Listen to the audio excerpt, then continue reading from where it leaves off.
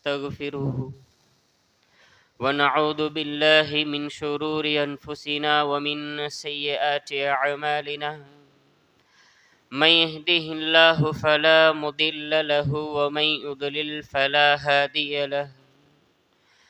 وأشهد أن لا إله إلا الله وأشهد أن محمدا عبده ورسوله.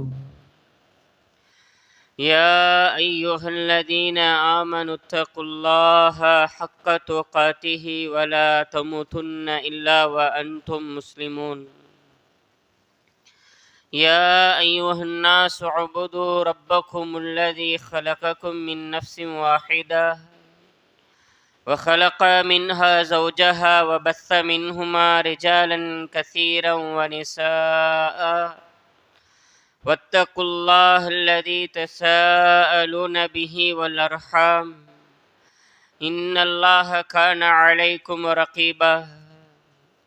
يا أيها الذين آمنوا اتقوا الله وقولوا قولا سديدا يصلح لكم أعمالكم ويغفر لكم ذنوبكم ومن يطع الله ورسوله فقد فاز فوزا عظيما. أما بعد فإن خير الحديث كتاب الله وخير الهدي هدي محمد صلى الله عليه وسلم وشر الأمور محدثاتها وكل محدثة بدعة وكل بدعة ضلالة وكل ضلالة في النار.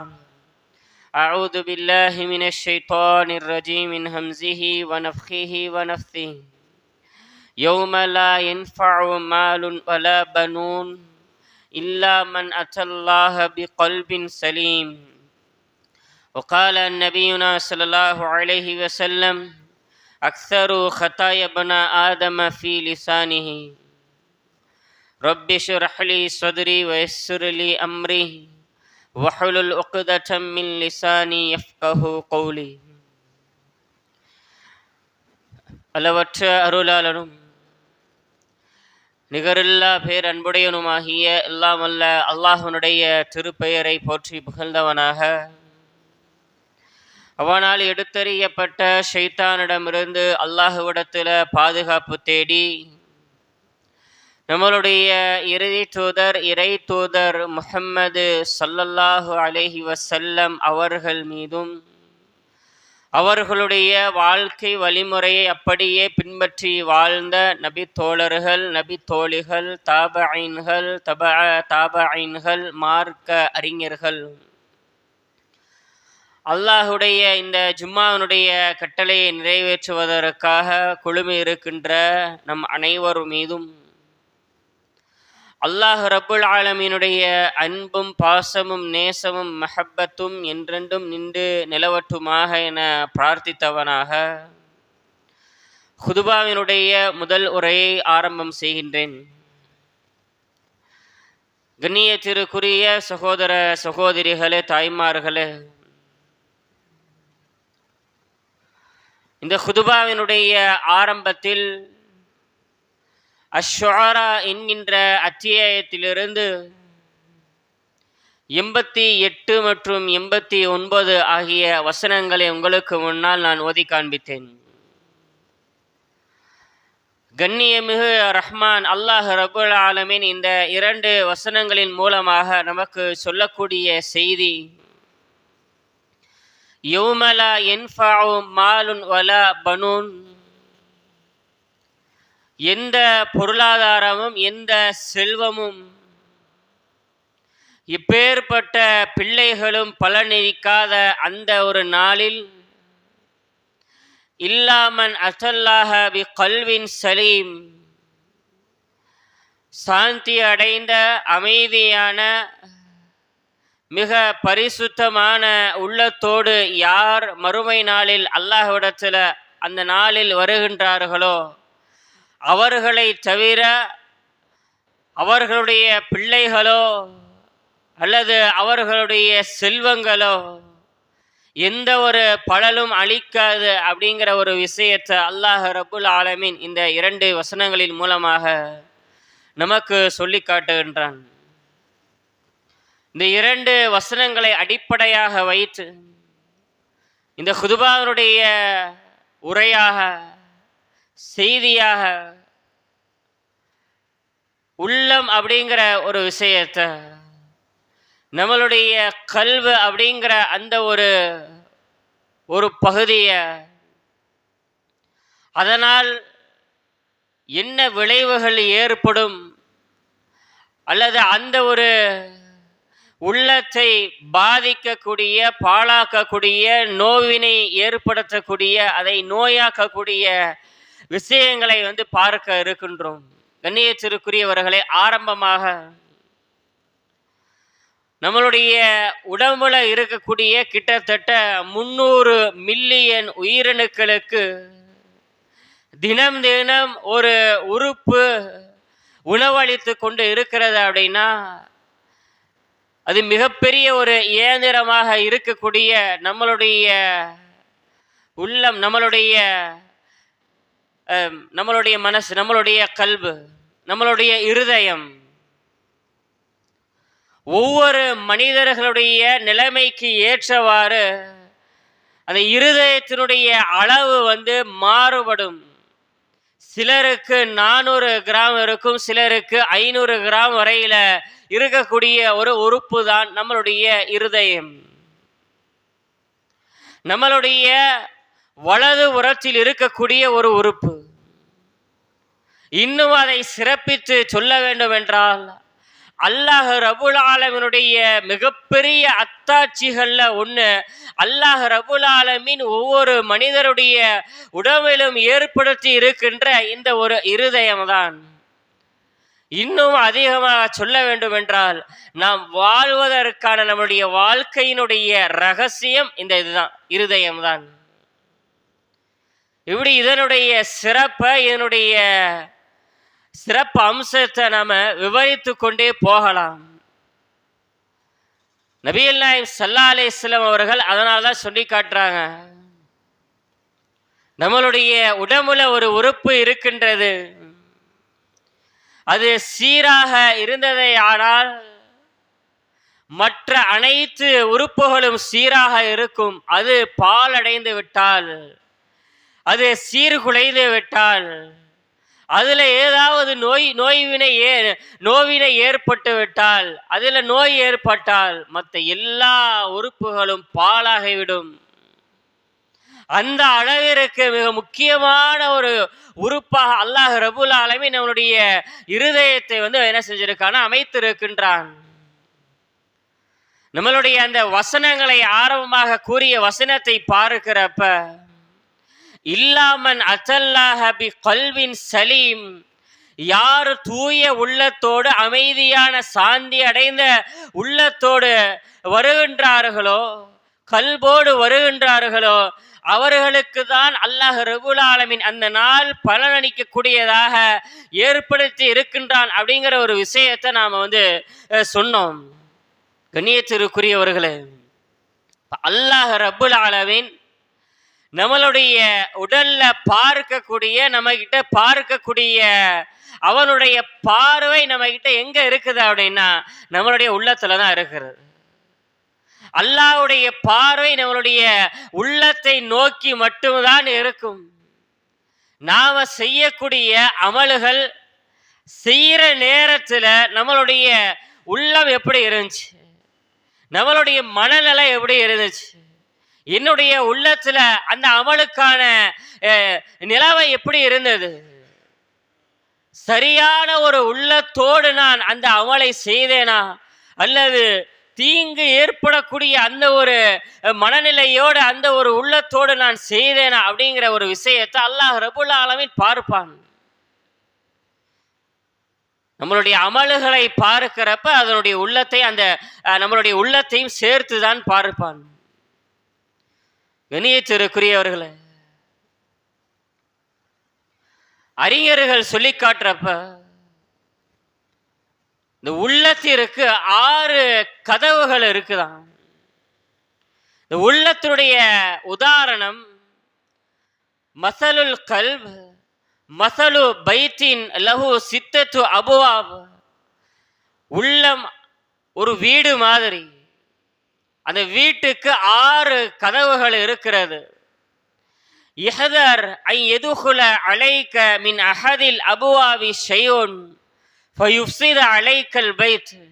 இப்போ இந்த 6 கதவுகளையும் நம்ம எப்பொழுதுமே என்ன செய்யணும்னா கண்காணித்து கொண்டே இருக்கணும். எதற்காக கண்காணிக்கிறோம் அப்படின்னா, எந்த வாசல் வழியாக வேண்டுமென்றாலும் யார் வேண்டுமானாலும் நுழையலாம். ஏதாவது ஒரு வாசல்ல யார் வேண்டுமானாலும் நுழையலாம். நுழைந்து அந்த வீட்டை ஃபயுஃப்ஸிது அலைக்கல் பைத்த, அந்த வீட்டை என்ன செய்யலாம்? பாழாக்கலாம், அதை சேதப்படுத்தலாம். அது மாதிரி தான் நம்மளுடைய உள்ளம். உள்ளம் அந்த வீடு மாதிரி. எப்படி அந்த ஒரு வீட்டிற்கு 6 கதவுகளோ அதே போலதான் நம்மளுடைய உள்ளத்திற்கும் 6 வாசல்கள் இருக்கிறது, 6 வாயில்கள், 6 கதவுகள். எந்த வழியில வேண்டுமானாலும் சைத்தான் நம்மளுடைய உள்ளத்தை பாதிப்படைய செய்யலாம், பாழாக்கலாம். நம்மளுடைய உள்ளத்தில் இருக்கக்கூடிய சிறிதளவு கொஞ்சோண்டு எஞ்சி இருக்கக்கூடிய அந்த ஈமானை கூட, அந்த இறை நம்பிக்கையை கூட எடுத்து விட்டு அல்லாஹ்விடத்துல, அல்லாஹ்விற்கு முன்பாக நம்மை ஒரு பாவதாளியாக, பாவத்திற்குரிய ஒரு மனிதராக நம்மளை ஆக்கிறோம். இப்ப இந்த 6 கதவுகள் என்ன அப்படின்னு பார்க்கிறப்ப, முதலாவதாக நம்மளுடைய உள்ளத்தை பாதிப்படைய செய்யக்கூடிய, நம்மளுடைய உள்ளத்திற்கு நோயை ஏற்படுத்தக்கூடிய கதவுகள்ல முதல் இடத்துல எது இருக்குது அப்படின்னா நம்மளுடைய நாவு. ஃபர்ஸ்ட் இடம், முதல்ல அதுதான் நாவு. எலும்பில்லாத இந்த ஒரு உறுப்பு எப்படி வேண்டுமானாலும் வளையும். அதனாலதான் அத முதல் இடத்துல என்ன செஞ்சிருக்காங்கன்னா வச்சிருக்கிறாங்க. இரண்டாவதாக அல் பசர், நம்மளுடைய பார்வை. நாம் பார்க்கக்கூடிய அந்த பார்வைகள், சில காட்சிகள் நம்மளுடைய உள்ளத்தை பாதிப்புடைய செய்யும். மூன்றாவதாக அஸ்ஸமஅ, நாம் கேட்கக்கூடிய, கேட்பதற்கு பலன் அளிக்கக்கூடிய, பயன்படக்கூடிய நம்மளுடைய காது. இந்த காதுகள் கூட, இந்த செவி கூட நம்மளுடைய உள்ளத்தை என்ன செய்யும்னா பாதிப்புடைய செய்யும். நான்காவது அஸ்ஸும், நாம நுகர்றோம்ல வாசனை, வாடை, அந்த நுகர்தல் அப்படிங்கிற அந்த உணர்ச்சி கூட நம்மளுடைய உள்ளத்தை பாதிப்படைய செய்யும். சில நேரங்கள்ல தவறான வழியில் அது போகிறப்ப. ஐந்தாவதாக அல் யதான், நம்மளுடைய 2 கைகள். 2 கைகளும் நம்மளுடைய உள்ளத்தை பாதிப்படைய செய்யும். ஆறாவது அர் ரிஜிலான், நம்மளுடைய 2 கால்கள். நம்ம எதை நோக்கி பயணிக்கிறோமோ, எந்த ஒரு செயலை செய்வதற்காக இந்த கால்கள் நடந்து போகிறதோ அதற்கு ஏற்றவாறு நம்மளுடைய உள்ளம் இருக்கும். நல்லதை நோக்கி பயணிக்கிறப்ப உள்ளம் நல்லதாக இருக்கும். அல்லது நான் ஒரு பாவத்தை நோக்கி, பாவம் செய்வதற்காக, ஒன்றை அடைவதற்காக நான் என்னுடைய காலை பயன்படுத்துறேன் அப்படின்னா அந்த பாவத்தின் மூலமாக என்னுடைய உள்ளம் பாதிப்படையும். இப்படி 6 வாசல்கள் நம்முடைய உள்ளத்தை பாதிப்படைவதற்காக இருக்கிறது. கண்ணியத்திற்குரியவர்களே, எந்த அளவிற்கு இதை நம்ம எச்சரிக்கையாக கண்காணித்து கொண்டே இருக்கணும் அப்படின்னா, அதுவும் ஷைத்தானுடைய வலையிலிருந்து, அவனுடைய சூழ்ச்சியிலிருந்து எந்நேரமும் நம்மளுடைய உள்ளத்தை பாதுகாக்கணும். காரணம் என்ன அப்படின்னா, ஷைத்தான் சாரியக்குல் ஈமான் அப்படின்னு சொல்லப்படுது. நம்மளுடைய உள்ளத்தில் இருக்கக்கூடிய ஈமானை திருடக்கூடிய ஒரு திருடனாக ஷைத்தான் இருக்கிறான். உதாரணமாக, பள்ளிக்கு தொழுகைக்காக வர்றப்ப விலை உயர்ந்த பொருட்களை புதிதாக வாங்கி கொண்டு, இப்பொழுதுதான் ஓரிரு நாட்கள் முன்னர் வாங்கிய ஒரு விலை உயர்ந்த ஒரு பொருள் நம்ம கொண்டு வர்றோம். அதை, அந்த பொருளை எவ்வளவு அழகாக பாதுகாப்போம். அதை கண்காணித்து கொண்டே இருப்போம். நாம எங்கேயும் மிஸ் ஆயிடக்கூடாது, நம்ம எங்கேயும் தவறி அல்லது மறதோ நாம வைத்திடக்கூடாது அப்படிங்கிற ஒரு விஷயத்துல ரொம்ப பாதுகாப்பா இருப்போம். உது செய்யற இடத்துல இருந்து தொழுகைக்கு முன்பாக கூட நம்மளுடைய தொழுகைக்கு முன்ன இருக்கக்கூடிய அந்த ஒரு இடத்துல நம்ம அப்படியே பாதுகாத்து வச்சுக்கிட்டே இருப்போம். அங்கிட்டு எங்கிட்டு வச்சுட்டோம் அப்படின்னா மனசு ஃபுல்லா அதிலேயே தான் இருக்கும். ஒருவேளை உது செய்யற இடத்துல அந்த பொருளை, ஒரு தொலைபேசிய, விலை உயர்ந்த ஒரு கைபேசிய வச்சுட்டு வந்துட்டோம். தொழுகை முடிக்கும் வரைக்கும் நம்மளுடைய மனது முழுக்க முழுக்க அதை நோக்கி தான் இருக்கும். அதை பத்தியே செஞ்சுக்கிட்டே இருப்போம். இனியத்திற்குரியவர்களே, ஷைத்தான் எந்த வழியில வேண்டுமானா செய்வானா, வருவான் நம்மளுடைய தொழுகையை பாழாக்க, நம்மளுடைய உள்ளத்தை பாதுகாக்க, அதை கண்காணித்து கொண்டே இருக்கக்கூடிய ஒரு சூழல்ல இருக்கிறோம். அதனாலதான் ஒரு அறிஞர் சொல்லி காட்டுறாங்க, ஹிமாயத்துல் கல்வான் வஸ்வாசி ஷைத்தான் வாஜிபத்துன். ஷைத்தான்கிட்ட இருந்து நம்மளுடைய உள்ளத்தை எப்பொழுதுமே பாதுகாப்பது வாஜிப், கடமையான ஒரு காரியம் அப்படின்னு சொல்லி காட்டுறாங்க. இந்த 6 வாசல்களை நம்ம பார்த்தோம். நம்மளுடைய உள்ளத்தை பாழாக்கக்கூடிய, நோய் ஏற்படுத்தக்கூடிய 6 வாசல்கள். அதுல முதலாவதாக அல்-லிசான், நம்மளுடைய நாவு அப்படின்னு சொன்னோம். காரணம் என்ன அப்படின்னா, ஆரம்பத்தில் ஒரு ஹதீஸ் சொன்னேன். நபிகள் நாயகம் ஸல்லல்லாஹு அலைஹி வஸல்லம் அவர்கள் சொல்லி காட்டுறாங்க, அக்ஸரு ஹதாயா இப்னி ஆதம் அல்-லிசான். ஆதம் அலைஹிஸ்ஸலாம் அவர்களுடைய சந்ததிகளாக இருக்கக்கூடிய நாம இந்த மனிதர்களுடைய நிறைய பாவங்களுக்கு அடிப்படை காரணம் என்ன அப்படின்னா அல்-லிசான், நாவு.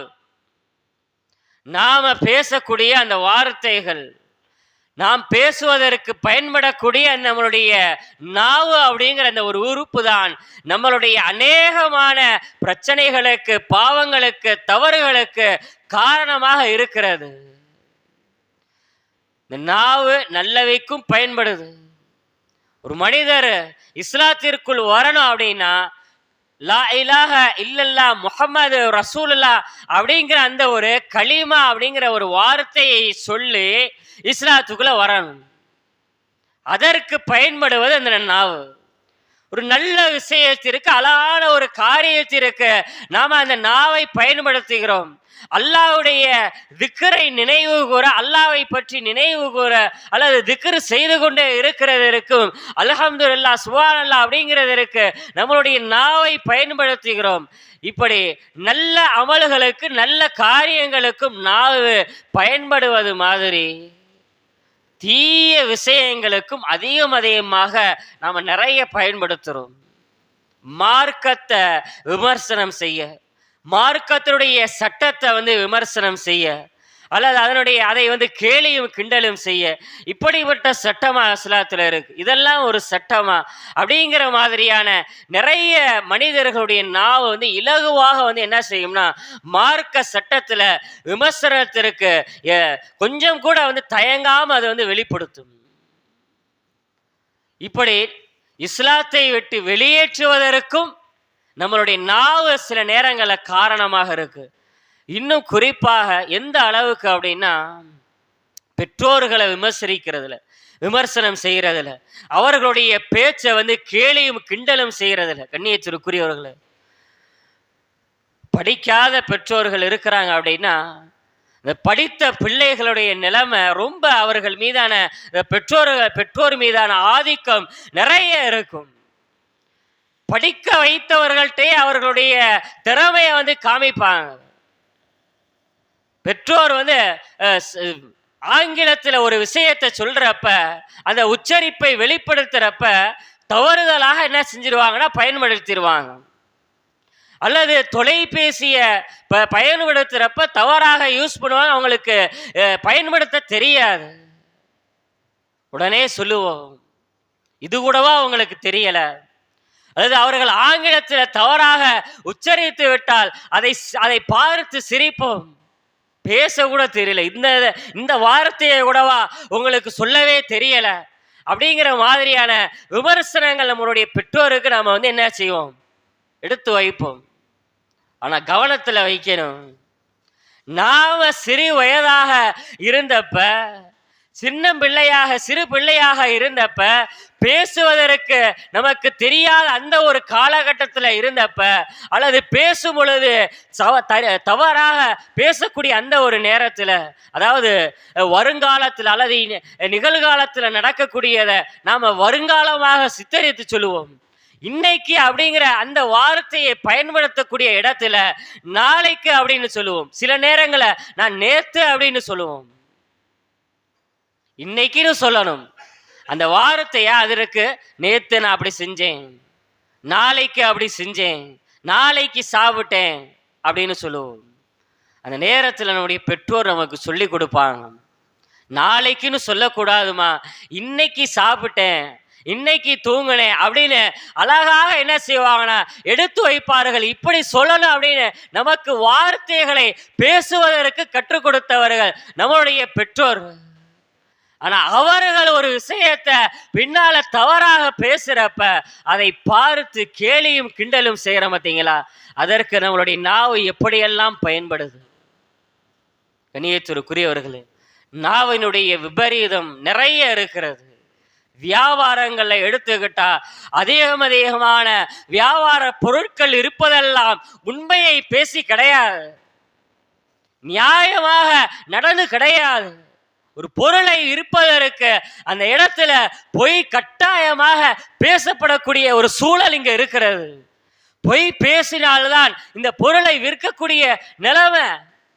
நிறைய பேர் அதை அப்படித்தான் எடுத்துக்கிறாங்க.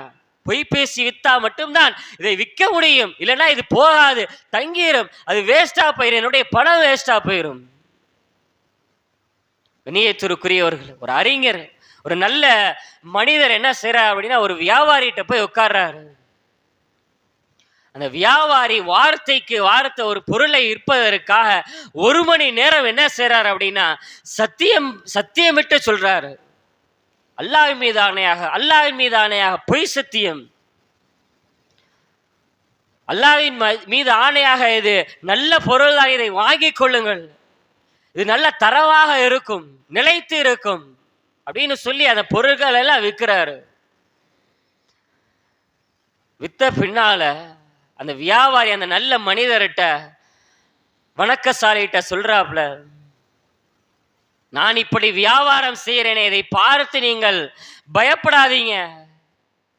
நான் என்னுடைய வியாபாரத்தை முடித்து விட்டு வீட்டிற்கு சென்ற பின்னால் இரவு நேரத்தில் அல்லாஹ்விற்கு முன்பாக நான் செய்த தவறை சொல்லி அல்லது தொழுது விட்டு உது செய்து விட்டு தொழுது விடுவேன், அதில் என்னுடைய இதெல்லாம் போயிடும் அப்படின்னு ஒரு வார்த்தையை சொல்றாப்புல. உடனே அந்த நல்ல மனிதர் அவருக்கு சொல்லி காட்டுறார், உங்களுடைய உதாரணம் ஒரு மனிதர் தன்னுடைய கைகள்ல அசுத்தங்களை ஏற்படுத்தி இருக்கிற அந்த மனிதரை போன்றவர்கள் தான் நீங்க. அந்த தன்னுடைய கையில் அசுத்தமாக இருக்கக்கூடிய அந்த மனிதர் அதை கழுவுவதற்காக தண்ணீரை நோக்கி போறாரு. தண்ணீரை நோக்கி போய் அவருடைய கால்களை மட்டும் சுத்தம் செஞ்சுட்டு, கைகளை எந்த உறுப்பு அசுத்தமாக இருந்ததோ அந்த கையை கழுவாம விட்டுறாரு, அசுத்தத்தை போக்காம விட்டுறாரு. அந்த அசுத்தம் போயிருமா அல்லது அப்படியே இருக்குமா? முழுக்க அது அப்படியே தான் இருக்கும். மறுமை நாள் வரை அந்த அசுத்தம் அவருடைய கையில இருந்து கொண்டேதான் இருக்கும். எதற்காக சொல்லப்படுது அப்படின்னா, நீங்கள் உங்களுடைய அந்த வியாபாரத்தை பொய் இல்லாமல் நீங்க எப்ப உங்களுடைய வியாபாரத்தை நீங்க தொடர்றீங்களோ அப்பொழுதுதான் உங்களுடைய பாவம் அழியும்.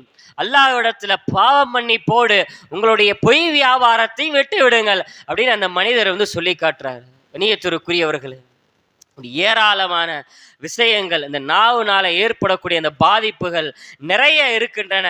எனவே அப்படிப்பட்ட அந்த நாவிலிருந்து அல்லாஹ் ரப்புல் ஆலமீன் உங்களையும் என்னையும் பாதுகாப்பானாக என பிரார்த்தித்தவனாக ஜும்மாவுடைய முதல் உரையை நிறைவு செய்கிறேன்.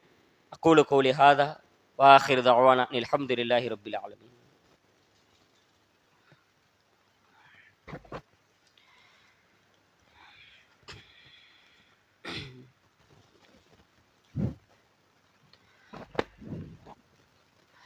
நஹ்மதுஹு வ நுஸல்லி அலா ரசூலிஹில் கரீம் அம்மா பஅத்.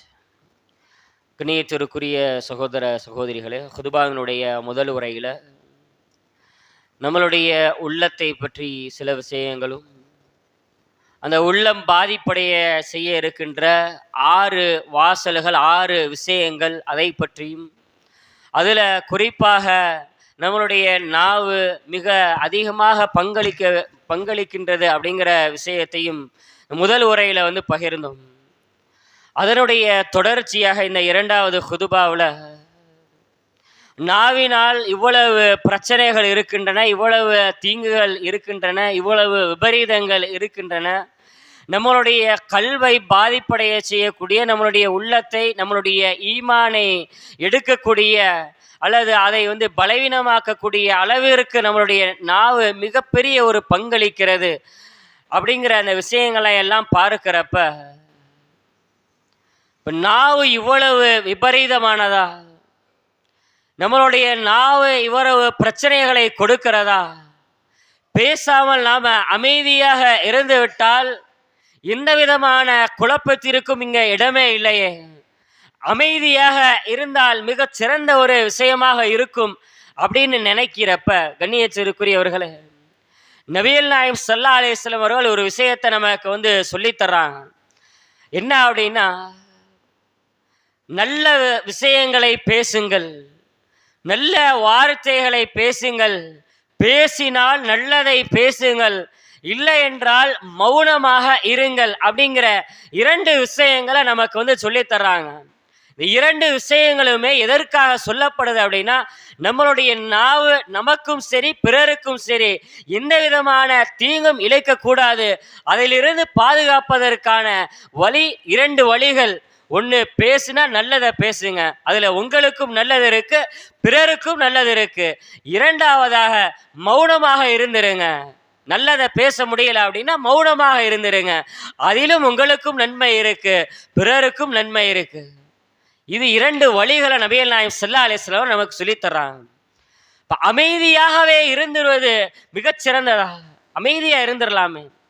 நபிகள் நாயகம் ஸல்லல்லாஹு அலைஹி வஸல்லமுடைய இந்த 2 வழிகளை பார்க்கிறப்ப, முதலாவதாக ஒரு விஷயம் சொல்லி தந்தாங்க, நல்ல விஷயங்களை பேசுறது, அதற்கு அப்புறம்தான் மௌனமாக இருக்கிறது. முதல் வழியே நல்ல விஷயங்களை பேசுங்க, அதை பழக்கப்படுத்துங்க. கண்ணியத்திற்குரியவர்களே, நாவு நாம் எதை அதிகமாக பேசுகிறோமோ அதற்கு பழக்கப்படும். அறிஞர்கள் சொல்லி காட்டுறாங்க, நாம் எதை அதிகமாக எப்படி நம்ம நாவை பழக்கப்படுத்துகிறோமோ அதற்கு ஏற்றவாறு நம்மளுடைய நாவு இருக்குமா. உதாரணத்திற்கு ரமதானுடைய மாதத்தில் நாம் என்ன செய்வோம் அப்படின்னா, அதிகமாக திருமறை குர்ஆனை ஓதுவோம். மற்ற மாதங்களை காட்டிலும் திருமறை குர்ஆன் அதிகமாக வாசிக்கப்படுது அப்படின்னா இந்த ரமதானுடைய மாதத்தில் அதிகமாக ஓதுவோம். ரமதானுடைய மாதம் முடிந்த பின்னால அடுத்த 1-2 மாதங்கள் நம்மளுடைய நாவு திருமறை குர்ஆனை ஓதுவதற்கு அப்பப்போ நம்ம எங்கே இருக்கிறோமோ, வண்டியில் போனாலும் சரி, வீட்டில் இருந்தாலும் சரி, ஏதாவது ஒரு வார்த்தைகள் அப்பப்போ நம்ம ஓதுவோம். காரணம் என்ன அப்படின்னா, ரமதானுடைய மாதத்தில் அந்த நாவிற்கு திருமறை குர்ஆனை ஓதுவதற்கு நாம் பழக்கப்படுத்தி இருக்கிறோம். அது ஓதுகிறது, அதனுடைய பழக்கம் தான், அந்த வெளிப்பாடு தான் அந்தது. அது மாதிரி நல்ல விஷயங்களை பேசுகிறப்ப நம்மளுடைய நாவு அதற்கு பழக்கமாய் நல்ல விஷயங்களை பேசுவதற்கு பயன்படும். நல்ல விஷயங்களை பேசுறதுன்னா திருமறை குர்ஆனை ஓதிக்கிட்டே இருக்கலாம், வேற எதுவுமே பேச வேணாம். ஏன்னா குர்ஆன் பேசினா அதான நல்லது. அல்லது அல்லாஹ்வை எப்பொழுதுமே திக்ர் செஞ்சுக்கிட்டே இருப்போம், அதுவும் நல்ல விஷயம் தானே. கண்ணியத்திற்குரியவர்களை, திருமறை குர்ஆன் ஓதுவதும் நல்லதுதான், அல்லாஹ்வை நினைவு கூறுவதும் நல்லதுதான், இதெல்லாம் நல்ல விஷயங்கள் தான். ஆனால் இது மட்டுமே நல்ல விஷயங்கள், இது மட்டும்தான் நல்ல விஷயங்கள் அப்படின்னா இல்லை. நிறைய வார்த்தைகளை, நிறைய விஷயங்களை பேசுவதற்கு, நல்ல விஷயங்களை பேசுவதற்கு இஸ்லாமிய மார்க்கம் நமக்கு சொல்லித் தருது. உங்களுடைய பெற்றோர்களிடத்தில் நல்ல முறையில் பேசுங்க, அவர்கள் கவலையுற்று இருக்கிற நேரத்தில் அவர்களை சந்தித்து அவர்களை பார்த்து ஆறுதலான வார்த்தைகளை சொல்லுங்க, நல்ல வார்த்தைகள். உங்களுடைய மனைவி கவலையோடு இருக்கிறப்ப அல்லது முடியாம இருக்கிறப்ப ஆறுதல் சொல்லி வார்த்தைகளை பேசுங்க. உங்களுடைய பிள்ளைகளுக்கு நல்ல விஷயங்களை சொல்லிக் கொடுங்கள். அல்லது 2 பேர் பிரிஞ்சிருக்கிறார்களா, கருத்து வேறுபாடு கொண்டு இருக்கிறார்களா, உங்களுடைய நாவின் மூலமாக உங்களுடைய வார்த்தைகளை பயன்படுத்தி நீங்க அமைதியாக இருங்க, பொறுமையாக இருங்க, பொறுமையை கடைபிடித்து வாழுங்க அப்படின்னு சொல்லி அவர்கள் ஆறுதல் படுத்துங்க, சேர்த்து வைங்க. உங்க நாவின் மூலமாக நல்ல விஷயங்கள் தான். இப்படி நல்ல விஷயங்களை பேசுவதற்கு ஏராளமான வார்த்தைகள் இருக்கிறது. கண்ணியத்திற்குரியவர்களே, இவ்வளவு விஷயங்கள் சொல்வதற்கான காரணம் என்ன அப்படின்னா, அந்த நாவை நம்ம நல்ல முறையில் பயன்படுத்தணும். நபிகள் நாயகம் ஸல்லல்லாஹு அலைஹி வஸல்லம் அவர்கள் ஒரு விஷயத்தை சொல்றாங்க. நம்மளுடைய நாவு அது எப்படி சீராக இருந்தது அப்படின்னா, நம்முடைய உள்ளம் சீராக இருக்கும். நம்மளுடைய உள்ளம் சீராக இருக்குது அப்படின்னா நம்மளுடைய ஈமான் சீராக இருக்கும். நபிகள் நாயகம் ஸல்லல்லாஹு அலைஹி வஸல்லமுடைய இந்த வார்த்தையை கவனிக்கிறப்ப, லா யஸ்தகீமு ஈமானு அப்தின் ஹத்தா யஸ்தகீம கல்புஹு, அடிமையினுடைய கல்பு உள்ளம் சீராக இருந்ததையானால் அவனுடைய ஈமான் சீராக இருக்கும். அவனுடைய உள்ளம் சீராகுவதற்கு அவனுடைய நாவு சீராக இருந்ததையானால் அவனுடைய உள்ளமும் சீராக இருக்கும். இந்த ஒரு விஷயத்தை நாம் சொல்லுவதற்கான காரணம் என்ன அப்படின்னா, ஆரம்பமாக எந்த ஒரு வசனத்தை கொண்டு இந்த குதுபாவை ஆரம்பித்தோமோ அந்த வசனத்தை நாம் கவனிக்கக்கூடிய நேரத்தில் இருக்கிறோம். யௌமலா யன்ஃபஉ மாலுன் வலா பலூன் இல்லா மன் அத்தல்லாஹ பிகல்பின் சலீம். மறுமை நாளில் எந்த செல்வமும் எந்த பிள்ளைகளும் பலனளிக்காத அந்த ஒரு நாளில் நம்மளுடைய சுத்தமான தூய உள்ளம் மட்டும்தான் பலன் அளிக்கும். அதற்கு நம்மளுடைய நாவு மிகச்சிறந்த ஒரு பங்களிக்கக்கூடியதாக இருக்கிறது. அப்படிப்பட்ட அந்த நாவை பேணி பாதுகாக்கக்கூடிய ஒரு வாக்கியத்தை அல்லாஹ் ரபுல் ஆலமீன் சொல்லக்கூடிய எனக்கும் கேட்கக்கூடிய உங்களுக்கும் தந்தருள் புரிவானாக நான் பிரார்த்தித்தவனாக குதுபாவினுடைய 2வது ஒரு உரையை நிறைவு செய்கிறேன். அக்கூலு கௌலி ஹாதா அஸ்தகுஃபிருல்லாஹி லி வலக்கும் வலி சாயிரில் முஸ்லிமின். அஸ்ஸலாமு அலைக்கும் வரஹ்மத்துல்லாஹி வபரகாத்துஹு.